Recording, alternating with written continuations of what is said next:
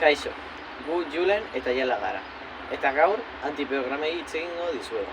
Antibiogramak, bakterio edo modu desberdinen kontra zein eta edozein antibiotiko hobeagoak diren ikusteko balio du. Baina guk erabiliko ditugu gure inguruko jainarian antibiotikorik badauden ikusteko. Antibiogramak Petri plaketan egiten dira, laborategi plaketan.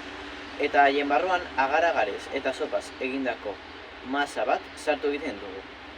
Ondoren, bakterio edo motak barruan sartzen ditugu, eta hazten uzten ditugu.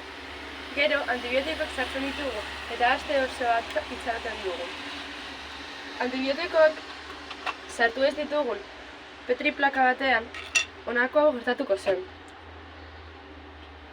Eta hemen ikusten den bezala mos dana beteko zen, eta azkenean urea galdu eta txikitu egingo zen.